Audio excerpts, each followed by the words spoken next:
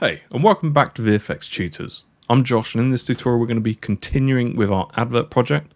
So in the previous ones we've made our head, torso and our little shoulder coupling. So now in this one we're going to start working on the arm and working our way down. Hopefully it shouldn't take too long because they're fairly simple shapes. We've probably got most of the complex stuff out of the way now. But yeah, hope you've been enjoying this little series. Hopefully we should get through a lot of the modelling a lot quicker now, but because a lot of the shapes aren't as complex as like cylinders. But anyway, yeah, so I hope you've been enjoying it. Don't forget that hit that like button and subscribe. It really does help, and always like it when I see I get more subscribers and more likes. So yeah, without me going on anymore, I'll try and keep this tutorial under an hour, but I can't promise anything. But yeah, thanks for watching, and let's get going. Okay, so in our previous one we made this little shoulder piece. We might have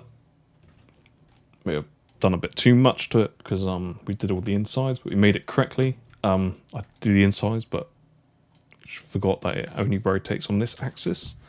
So what we need to do now is also just do this little seam around here, and that's quite simple. We'll do it with a torus, and that can just be a separate object. So I'm just going to select my sphere I have in the middle and go constrain point, constrain orient, so I know that's in the center and aligned. So now I can just select my torus attributes, so raise up my radius. Ooh, and we could probably just rotate this into Z 90 degrees. And let's just try and get it roughly in the right place at the right size.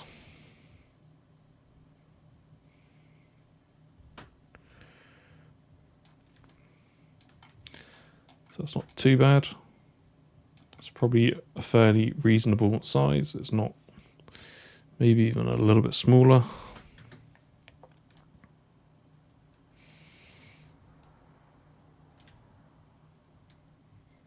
Maybe we can probably bring our subdivisions down as well. Just because this will make it easier for us to use the FFD.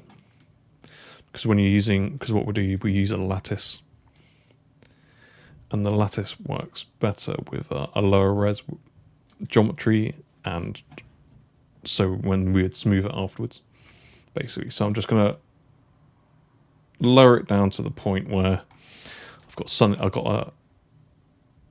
edges at the top. Let's go.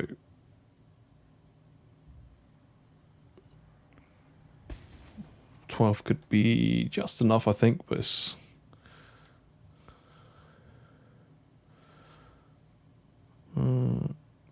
let's go with 16 just in case, because then we can add a FFD for each one of these. And like I said, we could just pull the geometry there, but I just want to show you how I'd work with an FFD. So if I press 3, now that's smoothed it out, but obviously we're kind of not in the right place. So I've aligned it to where we want it at the bottom.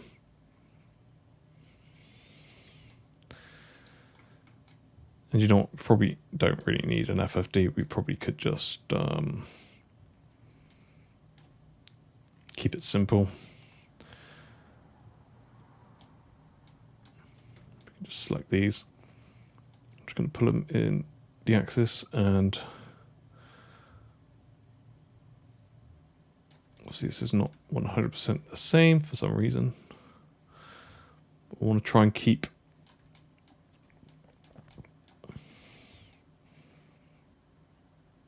this distance the same throughout.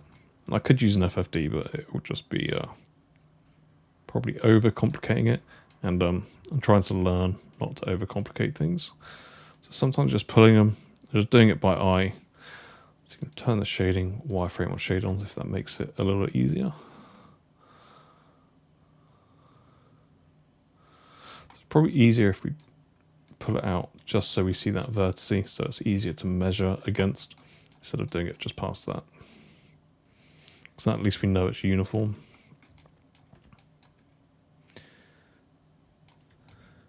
Cool. Just going to go around and do that for all the bits.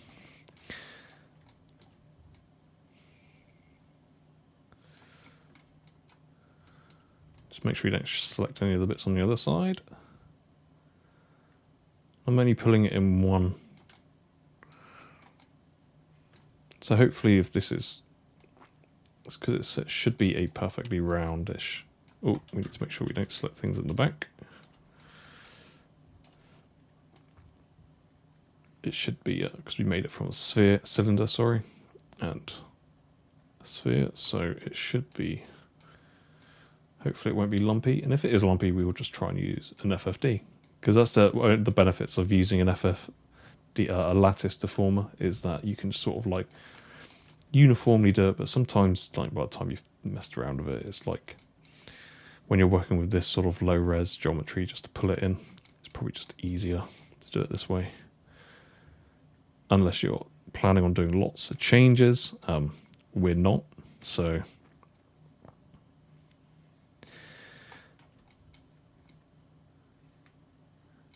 cool. So now if I press 3, see that sort of nicely matches around.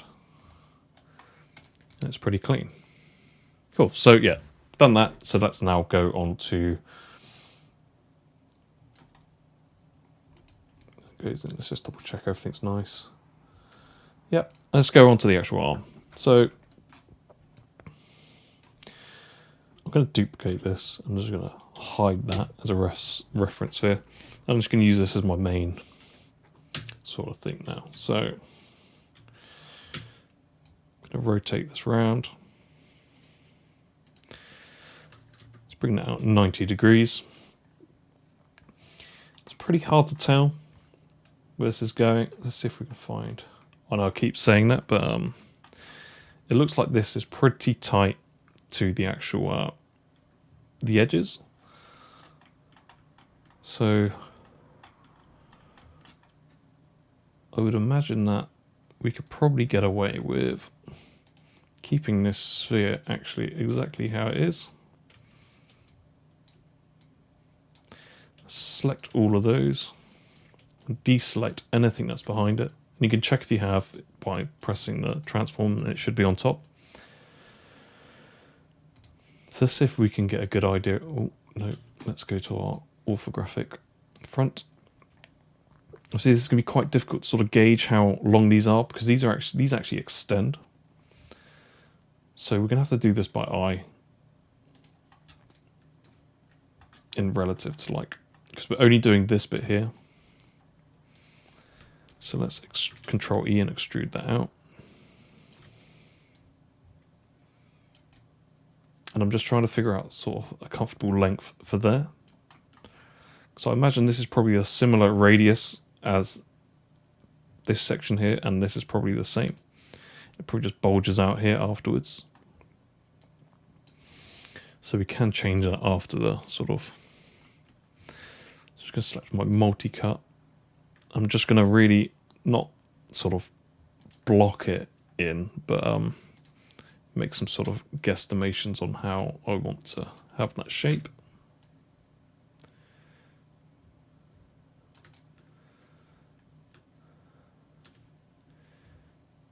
It does look like that's quite a lot further in.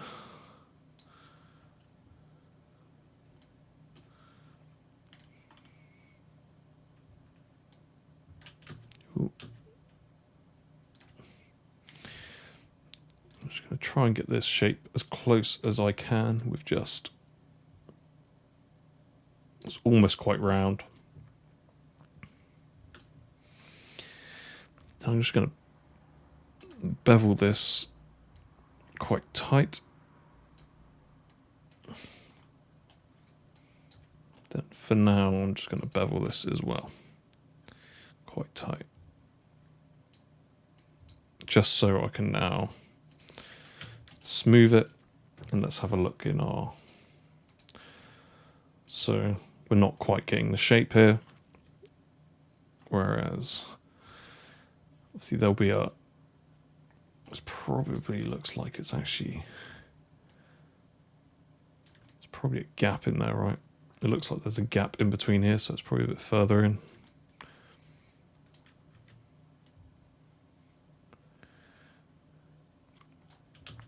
Cool, so we're definitely not achieving that shape right now.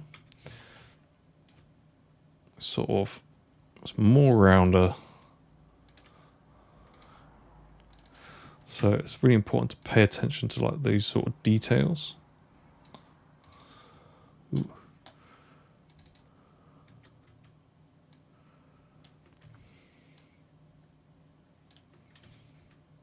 So we're starting to get this more bulbousy sort of shape now. Still, it might be because there should be a seam in there as well. But I think if we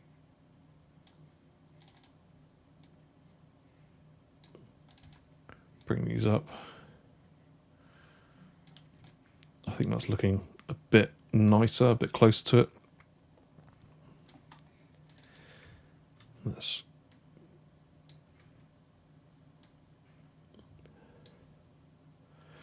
does seem quite a bit rounder still.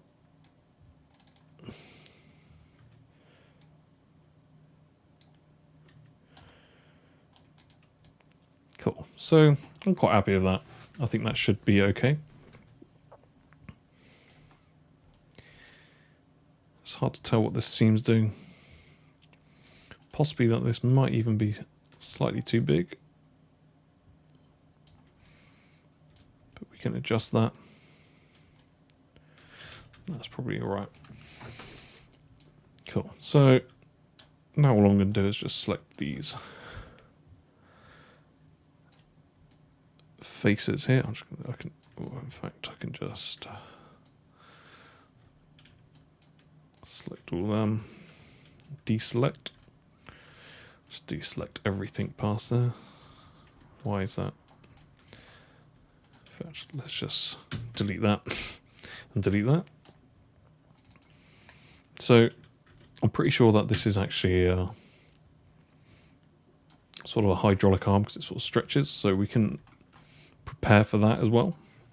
So I'm just going to Control E, make room for some sort of piston to go in and out. And we obviously don't need to make it go all the way properly, but something that's reasonable will be good enough. Cool. So now I'm just going to bevel this edge, bevel that edge. In fact, actually, I don't need to bevel that edge because I can just delete that poly at the end. So I'm just going to bevel. Just make that quite tight.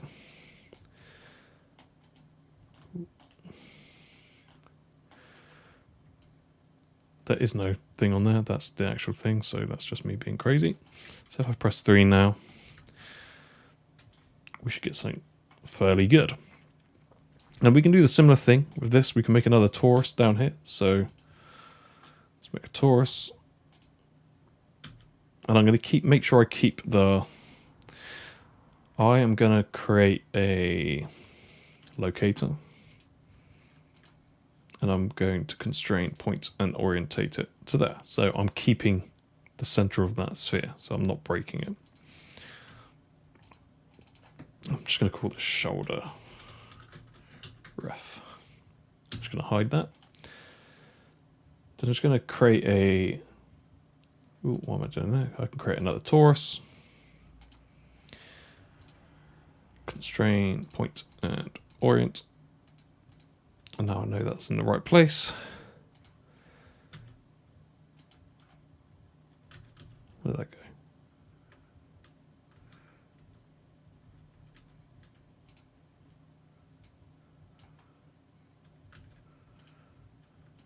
Constrain, point, and orient.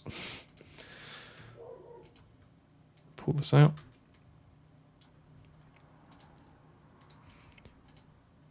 Just bring this up. We can create that. So it's probably like 0.2 or something like that.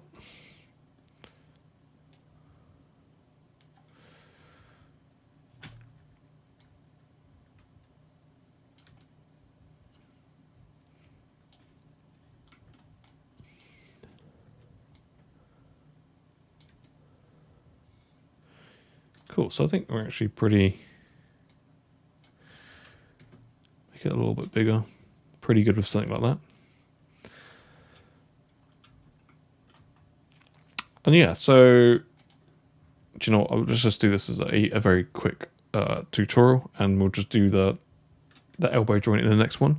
So yeah, that was 40 minutes. I promised it'd be quicker.